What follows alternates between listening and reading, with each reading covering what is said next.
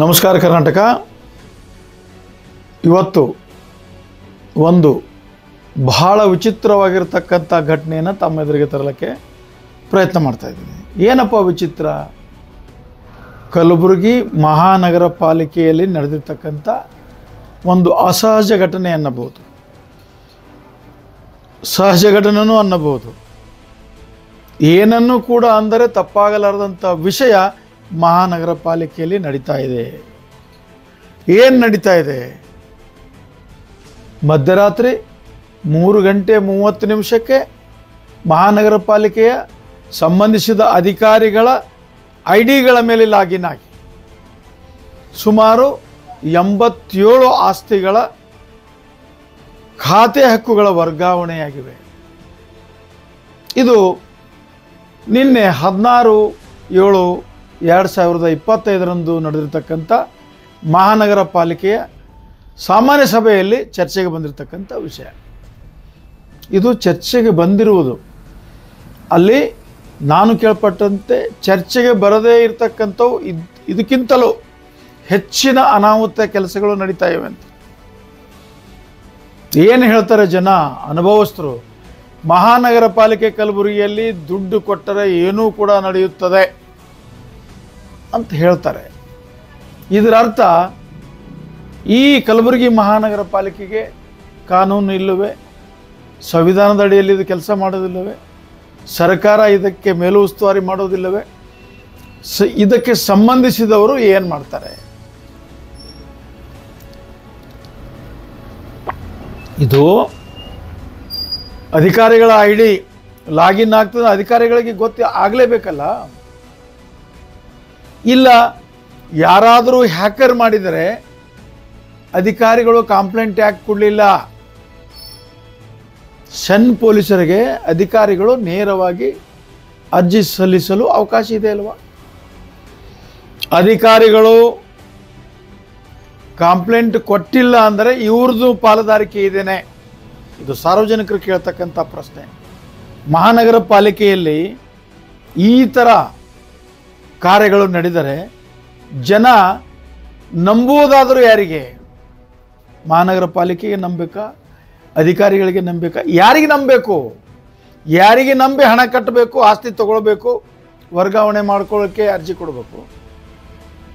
ಅಧಿಕಾರಿಗಳ ಲಾಗಿನಲ್ಲಿ ರಾತ್ರಿ 3:30 ಇಂಥ ಕೆಲಸ ನಡೆಯುತ್ತಿವೆ ಅಂದರೆ ಅಲ್ಲಿರ್ತಕ್ಕಂಥ ಮಹಾನಗರ ಪಾಲಿಕೆಯ ಆಯುಕ್ತರು ಸಾಮಾನ್ಯರಲ್ಲ, IAS ಕ್ಯಾಟಗರಿ ಇವರು ಹೆಂಗಂದ್ರೆ ಇವರು ಬಹಳ ಬುದ್ಧಿಯಿಂದ ಚುರುಕರಾಗಿರ್ತಾರೆ. ಆದರೆ ಇಲ್ಲಿ ಮಲಗಿದ್ದಾರೆ. ಏನು ಕೆಲಸ ಮಾಡ್ತಾರೆ? ಇದು ಅಸಹಜವಾಗಿರ್ತಕ್ಕಂಥ ಕೆಲಸಗಳಾಯಿತು. ಇನ್ನು ಮಹಾನಗರ ಪಾಲಿಕೆ ಕಲಬುರಗಿ ವ್ಯಾಪ್ತಿಯಲ್ಲಿ ಅಲ್ಲಿ ಡ್ರೈನ್ ಒಡೆದು ಆ ನೀರು ರಸ್ತೆ ಮೇಲೆ ಬಂದು ಗಮ್ಮೆಂದು ಗಲೀಜು ನಾರ್ತಾ ಇದೆ. ಏನು ಮಾಡ್ತಾ ಇದ್ರಿ ಆರೋಗ್ಯ ಅಧಿಕಾರಿಗಳು, ಸೂಪರ್ವೈಸರ್? ಏನು ಮಾಡ್ತಾ ಇದ್ರಿ? ಏನಿದೆ? 4-5 ಬ್ರಾಂಚ್ ಮಾಡಿದ್ರಿ. ಬ್ರಾಂಚ್ ಅಧಿಕಾರಿಗಳು ಏನು ಮಾಡ್ತಾರೆ? ಟ್ಯಾಕ್ಸ್ ಕಟ್ಕೊಳ್ತೀರಾ, ಕಾನೂನು ಪ್ರಕಾರ ನೋಟಿಸ್ ಕೊಡ್ತೀರಾ, ಮನೆಗೂ ಹೋಗ್ತೀರಾ.